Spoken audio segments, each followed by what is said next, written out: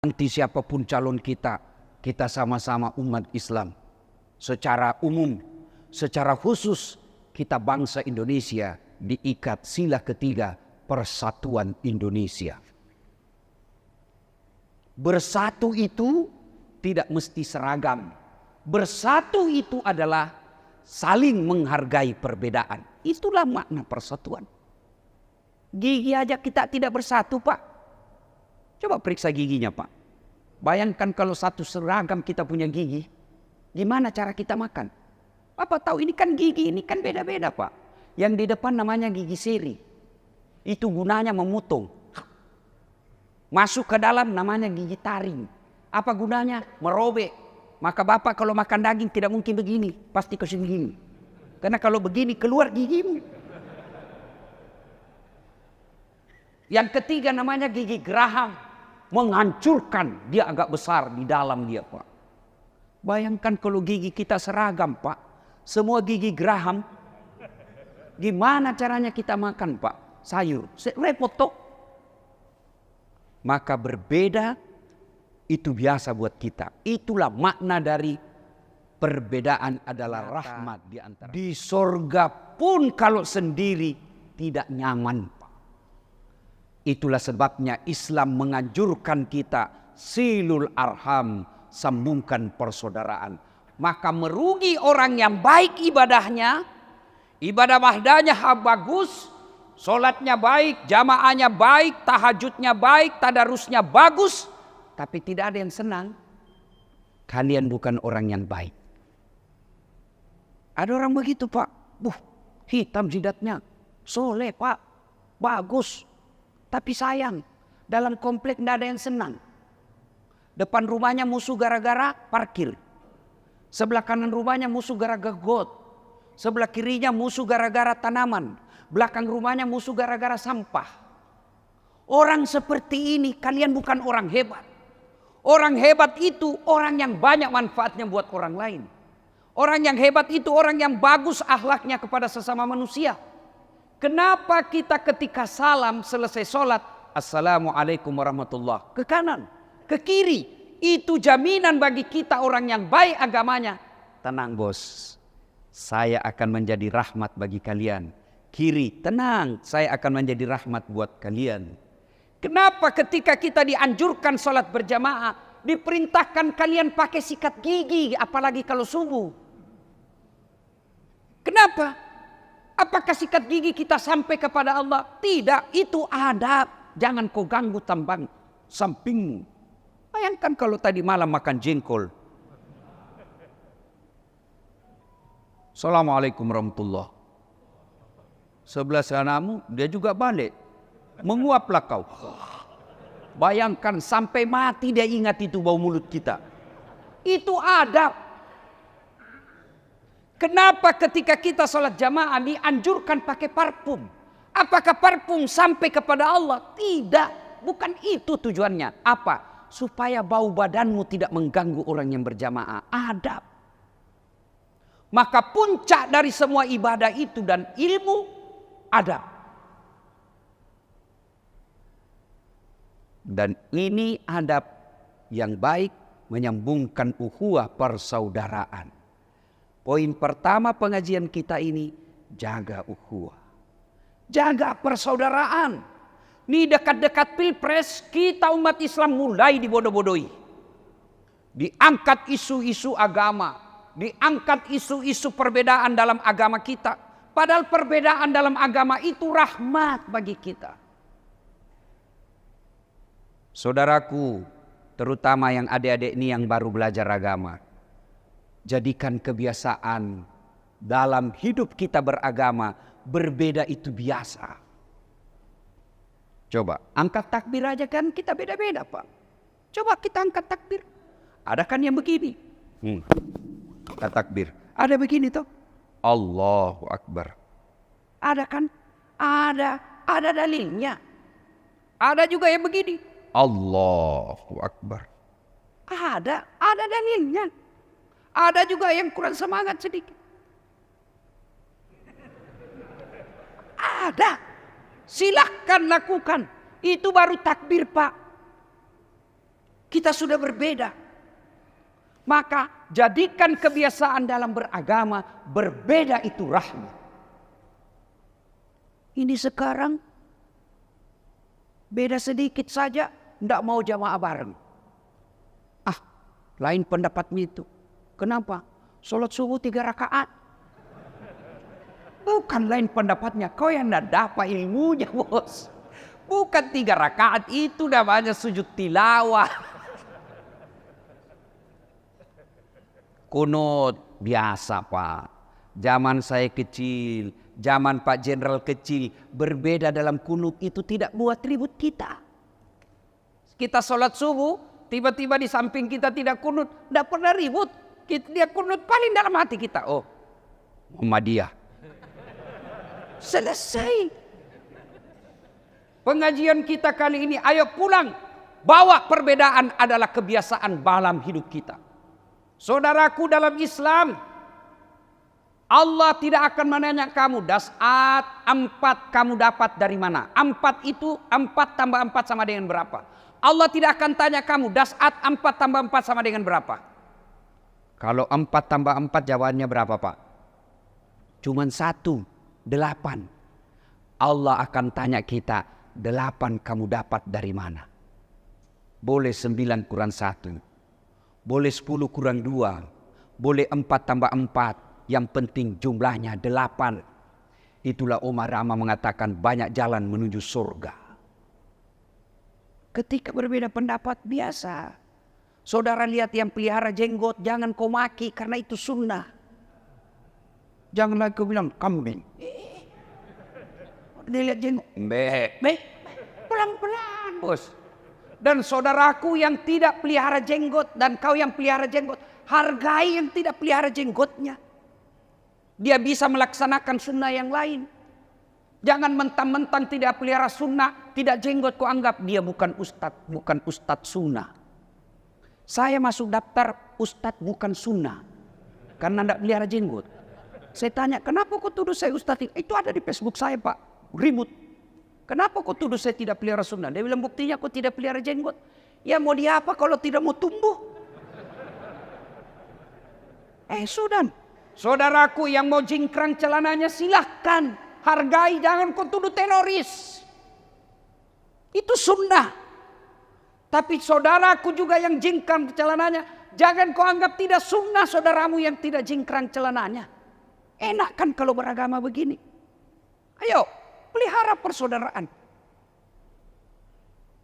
Dekat-dekat pilpres, jangan mau dibodohi politisi, Pak. Apalagi janji-janji kampanye, pret. Udahlah. Nanti siapapun calon kita, kita sama-sama umat Islam. Secara umum, secara khusus, kita bangsa Indonesia diikat sila ketiga persatuan Indonesia. Bersatu itu tidak mesti seragam. Bersatu itu adalah saling menghargai perbedaan. Itulah makna persatuan. Gigi aja kita tidak bersatu, Pak. Coba periksa giginya, Pak. Bayangkan kalau satu seragam kita punya gigi, gimana cara kita makan? Bapak tahu ini kan gigi, ini kan beda-beda, Pak. Yang di depan namanya gigi seri. Itu gunanya memotong. Masuk ke dalam namanya gigi taring. Apa gunanya? Merobek. Maka Bapak kalau makan daging tidak mungkin begini. Pasti kasih begini. Karena kalau begini keluar gigimu. Yang ketiga namanya gigi geraham.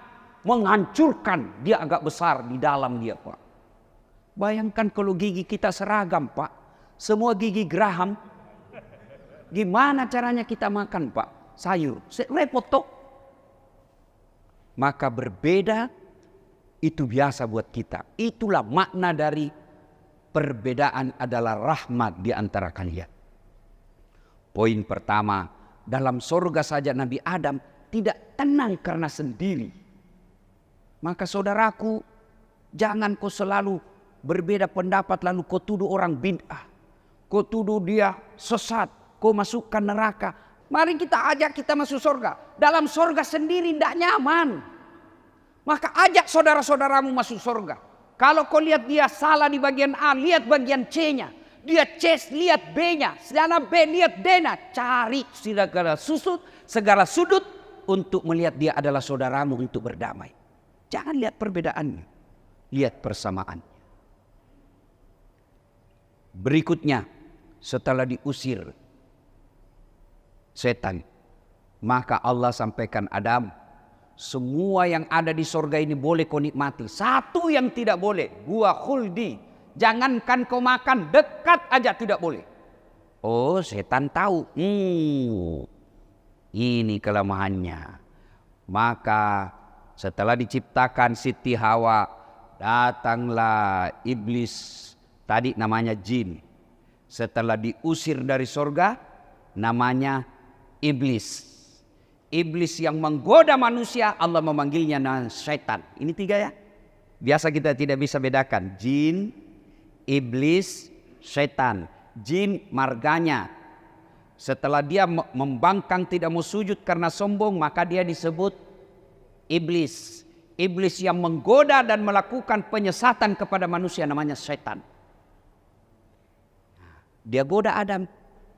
Gagal goda Adam, dia putus asa. Tidak, dia datang goda istrinya. Hawa. Kau tahu kau dilarang makan buah huldi? Tidak, pokoknya tidak tahu, tidak boleh. Bodoh kau. Inilah kelemahannya perempuan. Selalu mau disebut awet muda. Bapak, kalau istrimu marah di rumah, puji, sanjung, caranya apa? Wih sayangku, kau makin muda aja saya lihat. Meskipun dia tahu bapak bohong, tapi dia tetap senang. Coba amalkan Pak. Ini kita laki-laki kan pelit betul memuji istri. Puji istri Pak. Saya tahu kita laki-laki ini sangat susah romantis mulutnya. Apalagi orang Medan. Kita ini orang Medan sama orang Sulawesi kan sama. Keras suaranya. Besar nada suaranya. Sama-sama besar suaranya orang Medan sama orang Bugis. Cuma bedanya orang Medan takut sama istrinya. Makanya ada disebut polisi Toba. Orang Sulawesi tidak takut sama istrinya. Cuma istrinya lebih berani.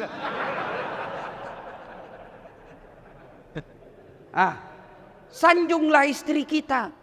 Bapak-bapak ini kalau istri tetangga kuat betul menyanjung. Assalamualaikum Bu. Gimana kabarnya Bu? Sehat-sehat ya Bu. Sama istri. Gimana kabarmu? Wah. Yang lebih parah lagi saya lihat kita.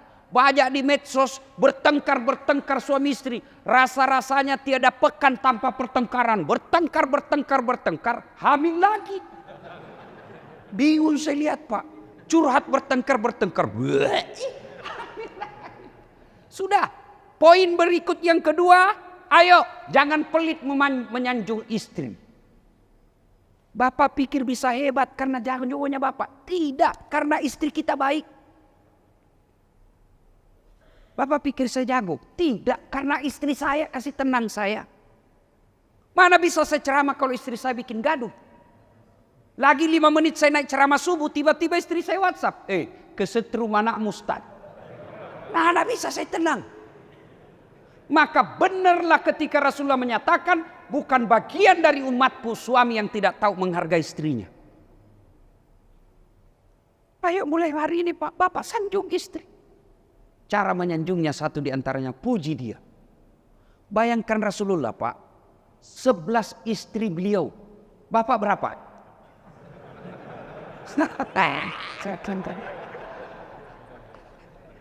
Nabi 11 istrinya Pak. Allahu Akbar. Dari 11 istri beliau tidak ada satupun pernah mengatakan saya menyesal menikah dengan engkau Muhammad. 11. Kita satu. Nyesal istri kita Pak. Ku tahu begini tak ku nikah kau dengan kau. Satu aja Pak tapi menderita lahir batin. Rasulullah salah satu resepnya karena Rasulullah pandai memuji dan memuliakan istrinya. 11 istri Nabi, tidak ada yang dipanggil namanya Pak. Khadijah, tidak pernah dipanggil. Khadijah, sini. Tidak. Khadijah beliau panggil Ummul Mukminin. Aisyah istri muda beliau tidak pernah dipanggil Aisyah ta'al, tidak. Beliau pepanggilnya ya Humaira, yang kemerah-merahan pipinya karena memang Siti Aisyah merah delima pipinya. Maka bapak mulai hari ini panggillah istrimu dengan panggilan spesial.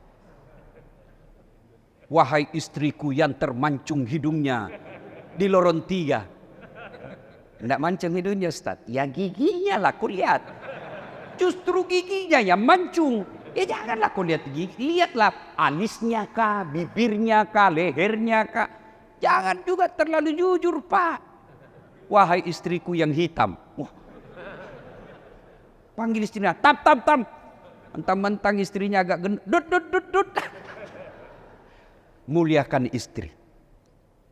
Ayo, bapak-bapak, mulai hari ini muliakan istri. Bapak tahu lagi Nabi, ini kebiasaan Nabi Pak. Tidak pernah beliau keluar rumah tanpa sedekah kepada istri.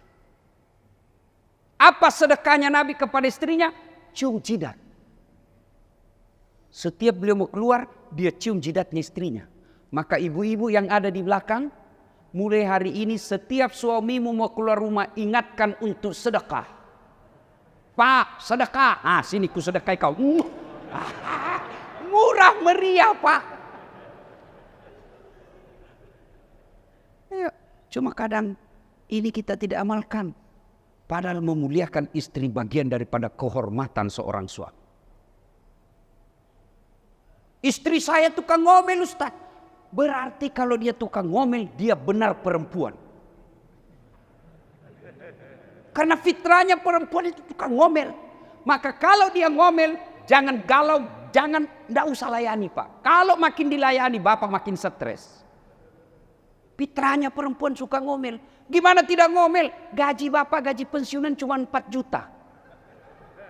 Cicilan mobil, cicilan motornya cucu, cicilan rumah mana cukup 4 juta. Maka pelampiasannya ngomel. Maka kalau tidak mau istrimu ngomel, tambah gajimu. Berhenti dia ngomel. Coba diamalkan ini Pak. Saling memuliakan. Ibu juga jangan keterlaluan. Tenang Pak, saya bela kau. Saya tahu kau takut sama istrimu. Hati-hati kalau suka ngomel. Itu ada di medsos. Disuruh bunuh istrinya gara-gara apa? Disuruh tembak Pak. Karena tidak tahan suka digomelin Pak. Bapak saudara-saudara sekalian. Poin kedua. Ayo ciptakan surga di rumah.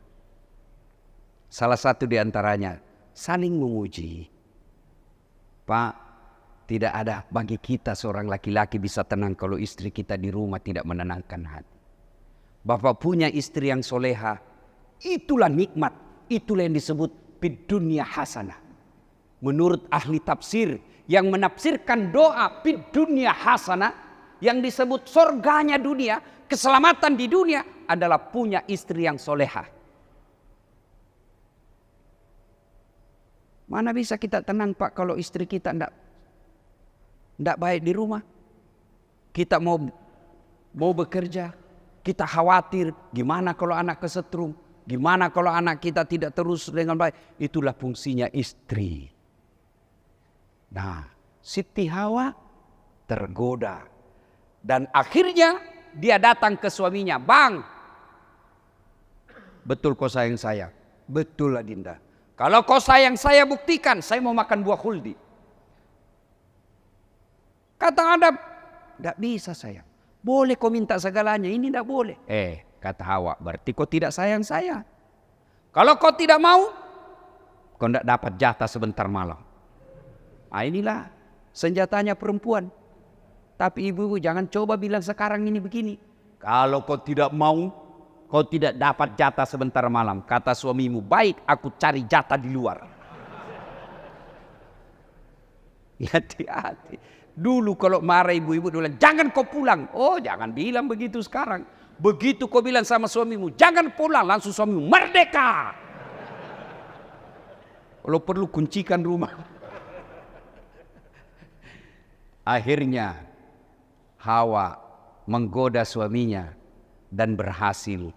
Lalu Adam dan Hawa memakan buah khuldi. Kedengaran suara dari aras Allah. Adam, keterlaluan kau. segalanya kuhalalkan. Satu, kenapa justru ini yang kau langgar? Adam Hawa, keluar kau dari surga.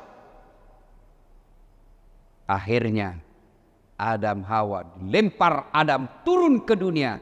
Sekarang namanya Irak. Satu di India, satu di Irak. Saling mencari, Pak. Bayangkan saat itu dunia hanya 2 penghuninya. Mereka saling mencari. Berdoa Nabi Adam. Akhirnya dikabulkan setelah berapa? 200 tahun saling mencari. Hikmah berikutnya. Ternyata berdoanya Adam dan Hawa lama baru dikabulkan. 200 tahun. Ada orang berdoa, Pak, bertahun-tahun baru Allah kabulkan. Adam Hawa berdoa 200 tahun baru dikabulkan. Nabi Zakaria minta anak, ya Allah berikan saya keturunan. Sejak usianya 21 tahun, Allah kabulkan ketika usianya 80 tahun. Nabi Musa alaihissalam berdoa, ya Allah selamatkan kaumku dari Fir'aun. Berapa tahun? 60 tahun lebih baru Allah kabulkan. Nabi Muhammad sallallahu alaihi wasallam minta kiblat yang tadinya Mekah pindah ke Palestina. Nabi berdoa, ya Allah pindahkan kiblat kami kembali ke Mekah. Berapa baru Allah kabulkan? 17 bulan. Itu Nabi dan Rasul bertahun-tahun baru Allah kabulkan doanya. Ada orang berdoa pagi mau dikasih maghrib. Padahal dia tukang tipu. Pret. Sabar. Berdoa perlu kesabaran. Ketika Bapak tidak dikabulkan doanya, satu, bisa jadi Bapak berdoa tidak sesuai sunnah. Akhirnya apa? Doanya lambat sampai. Artinya apa? Kalau Bapak berdoa sesuai sunnah, adabud doa namanya dalam kitabnya Imam Al-Ghazali. Adabud doa, adab dalam berdoa. Laksanakan doa sesuai sunnah, doanya cepat sampai. Tapi kalau tidak sesuai sunnah, doanya lambat. Sampai tapi lambat, macet. Sunnah berdoa, sikirlah di awalnya. Saya yakin Bapak Ibu semua sikir sebelum berdoa. Tapi kadangkala sikir kita seperti makan pisang goreng panas. Tidak jelas apa yang Bapak ucapkan. Bismillah. Itu coba lihat kalau di depan. Sama-sama subhanallah dibaca. Sama-sama 33. Sama-sama mulai. Saya baru 11 dia sudah sampai, Pak. Kan dia bilang saya. Bismillah. Kayak makan pisang goreng panas, Pak. Perjelas. Ucapkan dengan baik. Subhanallah, subhanallah, subhanallah. Subhanallah, subhanallah, subhanallah. Alhamdulillah, alhamdulillah. 33. Itu sunnah. Sunnah menghadap ke kiblat. Boleh enggak membelakangi kiblat? Boleh. Boleh berdoa misal sini kiblat. Boleh berdoa begini. Boleh. Boleh begini. Boleh. Tapi sama kalau ibu minta duit sama suami. Pak. Weh. Duitmu. Kata suamimu, kurang ajar kau. Tapi bagaimana caranya? Menghadaplah kepada suami. Didahului dengan memuji-mujinya. Wih, Bapak makin gagah saya lihat. Serasi betul itu kumismu dengan sarungmu, Pak. Padahal tidak ada hubungan itu kumis dengan sarung. Tapi kan karena kita dipuji senang. Setelah senang hati, si istri, Pak beli tenang. Saya punya kewajiban carikan kamu. Kamu yang belanja. Tenang itu. Kenapa? Perasaan sudah enak. Puji-puji Allah. Adabnya. Kemudian apalagi? Menghadap ke kiblat. Membesikir. Mengangkat kedua belah tangan. Kanan kiri rapat berada di depan wajah. Ustaz boleh berdoa begini? Boleh. Boleh begini. Ada yang begini Ustaz. Boleh. Ada juga ini. Boleh. Tapi yang sunnah kanan kiri rapat di depan. Ustaz kenapa ada orang berdoa begini? Amin. Terlalu banyak dia minta itu Pak. Cuma kalau Bapak begini hati-hati juga terutama Pak. Kalau begitu bau di sini Pak sampai mati tidak dilupa itu tetangga kita. Begitu kita dilihat ceramahmu Pak Ustaz bau keteknya. Berikutnya lagi sunnah berdoa adalah bersalawat di awal dan akhir doa. Kemudian sunnahnya lagi mendoakan dulu siapa yang berjasa dalam hidup kita. Minimal doa orang tua. Allahumma gfirli wali walidayya warhamhuma kama rabbayani shaghira. Sudah itu minta dengan berulang-ulang, bukan banyak. Tapi yang sunnah 1-2 doa tapi diulang-ulang. Sudah itu tutup lagi dengan selawat. Lalu biasanya tradisi kita Subhana rabbika rabbil izzati amma yasifun wa salamun alal walhamdulillahi rabbil alamin. Ustadz, kenapa begini? Karena ini lebih nyaman rasanya, lebih nyambung. Tidak ada sunnah. Ini kenapa? Karena lebih nyambung, lebih nyaman. Masa Bapak selesai berdoa, amin ya rabbal alamin. Itu kan tidak nyambung. Lepas itu doa minta pertolongan Allah. Dengan catatan, sudah lakukan sunnah. Semua doa-doa sesuai sunnah. Sesuai dengan kitab-kitab yang diajarkan dan Rasulullah. Kenapa doaku tidak dikabulkan? Bukan tidak dikabulkan. Tapi Allah kasih yang lebih baik dari apa yang Bapak minta. Sering saya contohkan. Tamat SMA, saya daftar akabri. Karena pendek tidak lulus. Tapi alhamdulillah karena tidak lulus, saya bisa ceramai setingkat Kapolri sekalipun. Gagal jadi akabri, saya daftar lagi apa Pak? Saya daftar Fakultas Kedokteran. 3 kali saya ikut. Waktu itu namanya UMPTN. 3 kali. Saya ikut bimbingan tes. Saya sholat tahajud 40 malam berturut-turut. Saya nasar puasa. Ibu bapak saya doakan. 3 kali ikut. Tidak lulus-lulus. Malah lulus di Sospol. Maka saya jadi dosen Sospol sekarang. Tidak jadi dokter. Temanku jadi dokter. Saya tahu kenapa saya tidak lulus. Saya pulang kuliah di Unhas, terjadi tabrakan di Jalan Perintis Kemerdekaan, Makassar. Bertabrakan, berceceran darah di jalan. Saya turun tolong dia. Dia yang tabrakan, saya yang pingsan. Oh, ternyata saya tidak bisa lihat darah. Sampai sekarang Pak. Meskipun di WhatsApp saya lihat orang ditikam, pening saya punya kepala Pak. Perlu beberapa saat baru bisa saya punya baik perasaan saya. Allah tahu Das'at bagaimana kau mau jadi dokter, kau tidak bisa lihat darah. Temanku yang lulus jadi dokter, dia tugas di Kepulauan Ari. Mau pulang lebaran beberapa tahun yang lalu saya tanya, kau pulang lebaran? Tidak. Rugi kau pergi cari uang jauh-jauh, kau tidak lebaran sama orang tuamu. Mahal tiket Ustadz. Dalam hati saya, alhamdulillah, untung saya tidak jadi dokter. Tidak pernah saya pusing soal tiket. Kemana-mana saya Pak, tidak pernah bingung soal tiket. Kenapa? Bukan saya yang beli. Siapa yang beli? Yang undang. Maka kalian anak muda ketika kau daftar SNMPTN, daftar Akpol, datang Akabri, daftar Akmil, daftar ASN, apa saja kamu daftar sudah berikhtiar tidak lulus, jangan kau sangka buruk kepada Allah. Allah punya rencana yang baik buatmu. Biasanya nanti kita sadar, oh, ini rupanya. Maka kepada adik-adik saya selalu saya jelaskan, kalau kau mau hidup sesuai yang mau, kau mau tahun begini, tahun begini, kau mau seperti itu maumu semua, maka untuk apa ada Allah di dunia? Allah ada di dunia, mengatur kita. Kau ndak usah lulus, kau parkir dulu di sini, kau jadi staf ahli dulu. Karena kalau jadi kepala dinas sekarang, kau di penjara. Allah tahu, maka diparkir dulu, stop dulu kau di situ. Maka begitu dalam hidup ini ada persoalan Bapak hadapi, sangka baik. Oh, pasti Allah punya rencana yang terbaik buat saya. Doa saya Allah kabulkan dalam bentuk yang lain. Lanjut kisah. 200 tahun bertemu. Setelah bertemu, di mana beliau bertemu Adam dan Hawa? Di padang Arafah, tepatnya Jabal Rahmah, Tugu Kasih Sayang. Nah, banyak yang ingin kita rangkaikan dengan kisah ini, tapi waktu yang terbatas. Namun ketahuilah, intisari paling penting Allah titipkan kisah ini dalam Quran.